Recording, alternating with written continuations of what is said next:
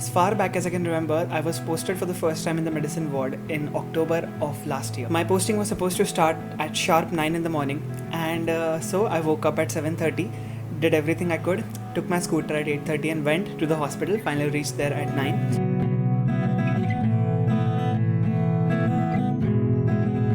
Now at 9, I was at the doorstep of the hospital.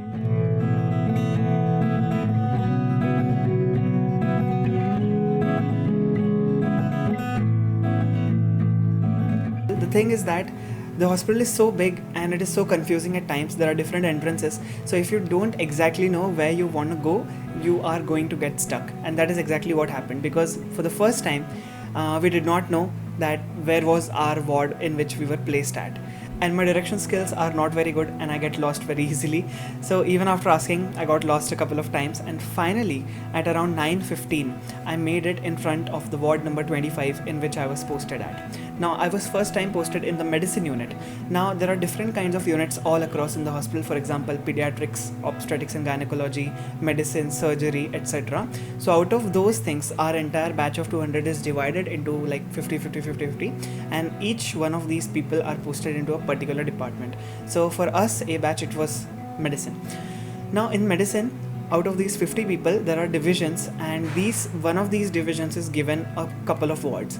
So we were given 25 and 26. I thought I was going to be late, but in fact I was one of the earliest people to get over there, because I'm pretty sure that many people were lost in the hospital just trying to find their way to the correct ward. And I'm pretty sure if this was the first time you were entering your hospital, you would be definitely confused too. So out of the 16 people posted in Unit 1, the 8 people went into the male ward and the rest 8 went into the female ward. Now we were the people to go into the female ward, and what exactly do we do in medicine is that we go and we elicit the history from the patient and try to come at a conclusive diagnosis ki what is wrong with their body. Before actually doing that, we actually need to go towards the patient, and for doing that we need to take the permission of the resident, and they will assign us that go to this bed number and ask them, and go to that bed number and check some particular finding. If you see in the hospital, there is a hierarchy, and at the bottom of that hierarchy is the second year MBBS students. The reason is that we know absolutely nothing about anything at all, and we can be of no help to the residents or the different doctors. Anyways, after patiently waiting for a few minutes, we finally contacted the resident doctor which was there, and they asked us whether it was our first time, and they asked us what have you studied, etc. And then they finally told us ki go to that number bed, all of you 4 or 5 people together, and take the history of that particular patient. Now very first time if you're taking the history of a patient, you know absolutely nothing about what history taking is. Fortunately, I knew how to take history a little bit, because A, my family members have taught me a little bit about it, and B, I had read some of it the last day before I came to the college. For those of you who don't know, and those of you who are 11th and 12th standard, let me just tell you a bit about what is history taking in the first place. Let us say that a patient is coming with chest pain radiating to the left shoulder, radiating to the jaw, and he is sweating, etc. Now all of these things are what the patient will tell you, and this is what is happening with me. Now you have to ask the patients a certain amount of questions, the right questions, in order to come to a diagnosis just on the basis of their answers. Ki maybe this guy is suffering from something such as myocardial infarction, or something like pulmonary embolism, or some other different condition. So this is what history taking is. And to do that, we have to ask the patient a set of questions. Now we were assigned a particular bed, so we went to that particular bed and surrounded that lady and asked her a number of questions, which finally led to the diagnosis of sickle cell anemia. Now in the Vidarbha region, this disease is very very common. It basically means that your RBCs will not be normal, they will be sickle shaped, and that causes them to break more easily. Being the complete newbies that we were, 4 people took the case of a single lady, and the remaining 4 people took the case of another lady. Well, you can excuse us because we are, second year students who know absolutely nothing about anything.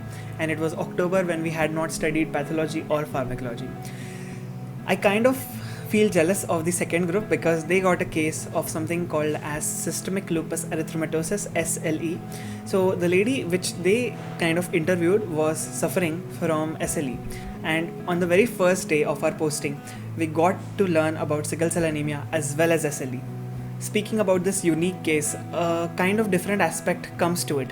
If I was, let's say, studying in some private college in the middle of nowhere, then definitely the number of patients coming in that college would have been less, and the chances of me getting to know a patient of SLE would be, of course, decreased. So if you're a NEET aspirant watching this, study really hard and get into a government college, because in that way you will get a lot of exposure, not just theoretically but also practically, because you will get to see a lot of patients. And now once you've seen that particular patient, all of the different things that you saw on that particular day, you will remember it even a year later when you're recording a video for YouTube. So that's the thing. If you can, then always try for government colleges. Now that we've taken the history of the patient, we have to actually report it to the resident doctor so that they can ask us counter questions based on our history. Let us say that I will tell the resident that the patient of sickle cell anemia had icterus or jaundice. Then that particular resident can ask me, then can you enlist a few causes of jaundice? If I were to tell the resident that they also had chest pain, then the resident could have asked me what are the different causes of chest pain. And in medicine, this is actually how we learn. We learn by discussion, and not of theory but of cases. And that is why if you are going to be going in second year, then do not miss your postings ever, because the amount of things that you're going to be learning in your postings is far deep engraved in your memories than books will ever give you. In the course of that 1 month in which we were posted in the medicine ward, I saw so many different cases, including like cirrhosis of liver, COPD, subacute combined degeneration of spinal cord, syringomelia, everything, which I could have easily read from books, but the memories that I have of that particular time, nobody can take that away from me. However, books I will definitely forget one day. One particular incident happened that day. We were all second year students just standing by the bed, and one of the senior doctors came inside the ward, and I still remember that sight distinctly, that sir walked into the ward, and like every one of us was like completely focused about what sir is doing. And they had that very nice Littmann stethoscope, and they were checking all the patients. And somehow I imagined myself doing the same in a few years. I hope that I'll make it to that particular position that I want to go to, but of course it takes a lot of hard work and effort to do that. When this posting thing was over, we finally made our way out of the hospital, and while we were walking out, I grabbed a chocolate shake from the canteen. While walking to the college building, we were all discussing the various different things that we saw, and apart from the cases, one thing we all unanimously agreed upon was how amazing is that skill where you just ask people some questions and then you can diagnose what is wrong with them. I mean, that's sort of magic to me, because if I'm just having a conversation with you, I can tell you that what you are suffering from, what is the disease, and what is its clinical course, and what is its cure. That's why our branch medicine becomes so interesting to me, because I don't think in any other branch you will get to find this kind of things going on. While we were going up the stairs, we got together with two of our other friends who actually told us about some of the cases that they had saw.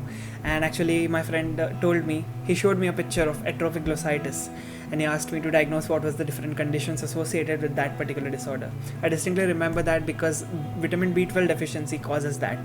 And I'm pretty sure on that very particular day, many of us saw ourselves as future doctors who will be working in that particular unit, saving the lives of so many people and making a change in the healthcare system of India. After the postings were over, we had our lunch and we were discussing a lot of things even during lunch. And finally, we did the lectures and the practicals and went back home. Well, that was it for Storytime episode number 2. I hope you enjoyed it. I'm sorry I could not include real footages of the hospital. I really wanted to, but that is not ethical, and so I haven't done that. I really hope that you enjoyed this episode, and make sure to subscribe and stick for more episodes. Yeah, until next time, stay safe, stay healthy, and stay happy. I'll see you soon.